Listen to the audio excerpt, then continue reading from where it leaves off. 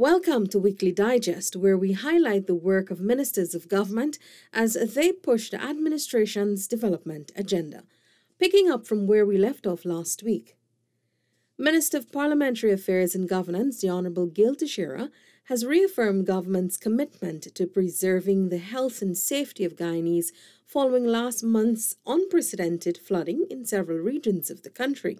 The fact is that in the period of this natural disaster, the mobilization and support by the government, by the President himself, by ministers in the field, trying to rectify the problems, trying to see how to pump the water out of areas and to reduce the damage and the impact on people's safety.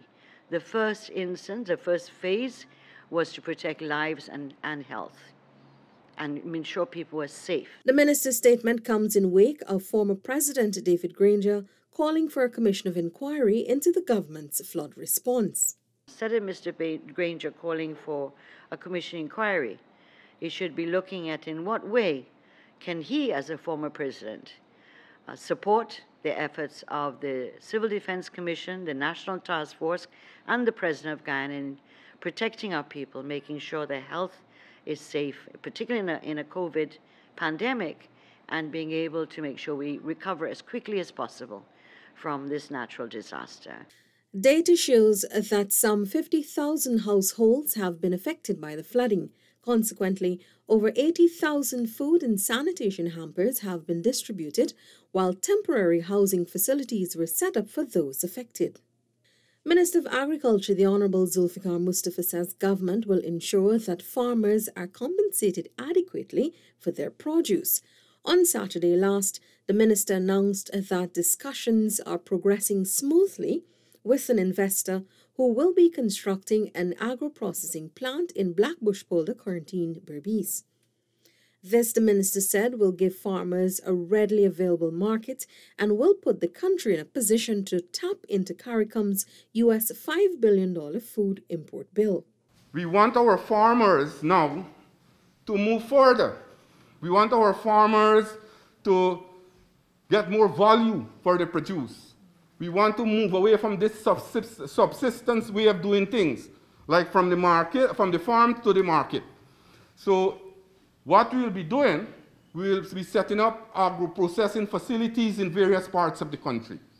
Right here in Blackbush Polder, Dr. Ashley will elaborate on it, but in another year from now, you will have your own agro-processing facility in Maibikuri, Blackbush Polder. Meanwhile, Minister Mustafa also announced that government will be constructing 2 pump stations in the area, one for drainage and the other for irrigation during the dry season. Special arrangements have been put in place for HIV patients to comfortably and discreetly take their COVID-19 vaccines. Minister of Health, the Honourable Dr. Frank Anthony, made the disclosure during Tuesday's COVID-19 update. One of the issues that we have heard is that persons who are HIV positive did not feel comfortable coming to one of our regular vaccination sites. And so, as of this week, we have been working with the National Care and Treatment site here in Georgetown to make that also into a vaccination site. So they should start from this week. So patients going there for their regular treatment, they would be counseled about taking the vaccine, and they can get the vaccine right there. Minister Anthony says he's hopeful that the accommodation will encourage more HIV patients to take the COVID vaccine. He says this will also be extended to other patients with chronic non-communicable diseases. Minister of Local Government and Regional Development, the Honourable Nigel Darmalal, has warned contractors that government will no longer accept deadline breaches when it comes to infrastructural projects. On Tuesday, during a meeting with Region 3 and 4 contractors, the minister said for this to happen, projects must be properly outlined and followed with detailed reports. Every project, you have to have a commencement order.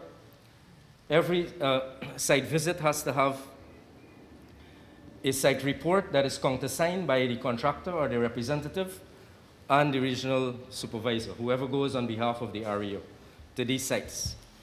We have also said that the interim payments must also be countersigned, so that I don't want to get to a stage where when we are doing the final payment or the one before the retention, that there is an issue. Minister of Natural Resources, the Honourable Vikram Bharat, has called on miners to boost the production of aggregate materials to meet local demand. The minister made the call during a quarrying seminar hosted on Tuesday by the Guyana Geology and Mines Commission. With our plan and our vision to modernize and to transform our economy and to build new highways, and with oil and gas bringing to Guyana so much investment, we realize that the demand for building materials would increase tremendously. How I see it, the demand will probably reach 1.5 million tons in another year or two. And we are still producing at maybe 650,000. The Natural Resources Minister has recommitted to working in the best interest of miners and urged them to see the GGMC as their partner. Minister of Local Government and Regional Development, the Honourable Nigel Darmalal, on Wednesday witnessed the signing of a $41 million contract for the construction of an infectious diseases unit at the New Amsterdam Hospital. That contract was awarded to Navin and Sons Construction Company. This unit is basically going to consolidate all the infectious diseases into one area rather than it being spread, the management and the clinical services being offered in different departments. So this is part of the enhanced services that we are providing in Region 6 as well. The commencement date and duration of the contract will be finalized soon. This unit will complement the Infectious Diseases Hospital at Liliendal, which houses COVID-19 patients. Minister Darmalal also conducted 2 meetings with contractors in Regions 5 and 6.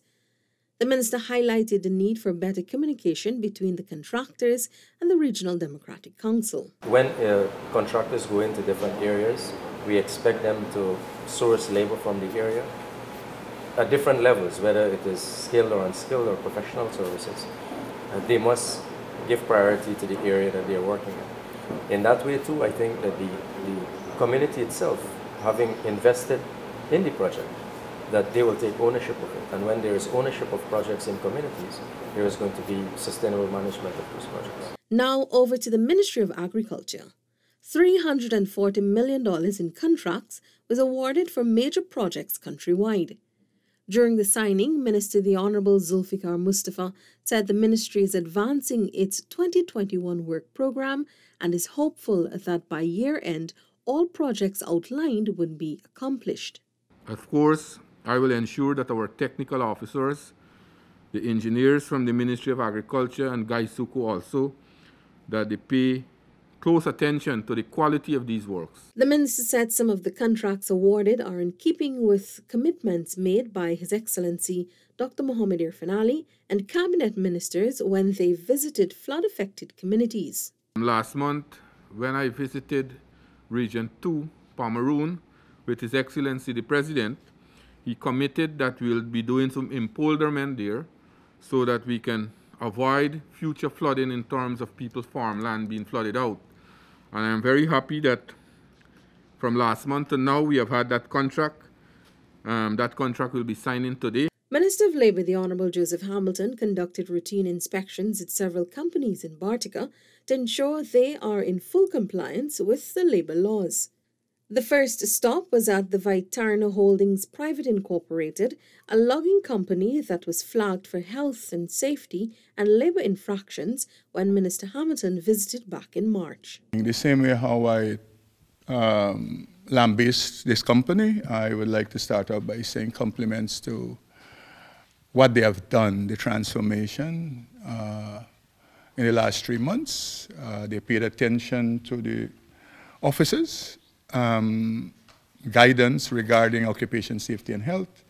You would note that this place we're standing on had wires running on the floor, intermingling with water and slush and everything that was wrong. So people who were working here daily, they were more dead than alive, so to speak. What I note today is that wires are rerouted overhead, fire extinguishers are hung, standard. The place is cleaner.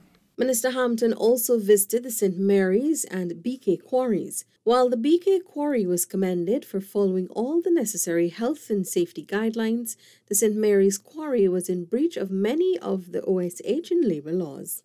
Minister Hamilton said he will be summoning a meeting with the managers of the St. Mary's quarry to address those matters. Guyana has secured funding from the Global Fund for its current COVID-19 campaign. During Thursday's COVID-19 update, Minister of Health, the Honourable Dr. Frank Anthony, said the International Financing and Partnership Organization, which usually supports countries' fight against AIDS, tuberculosis and malaria, opened a special window for countries to apply for COVID grants. We have been able, late last year, to receive a small grant from the Global Fund for purposes of responding to COVID-19.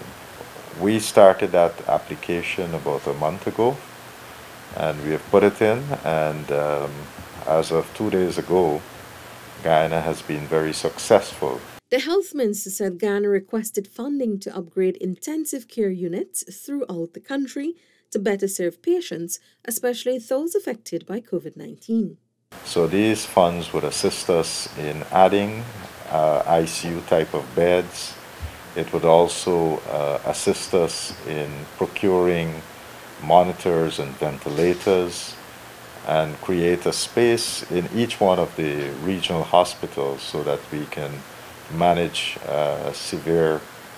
patients with severe COVID. Minister Anthony said government is expecting the US $1.8 million or Guyana $360 million grant over the next couple of months to be able to achieve its outlined objectives. That's it for this edition of Weekly Digest. For these and other government-related information, do log on to our website, dpi.gov.gy, and our social media platforms as well. Goodbye.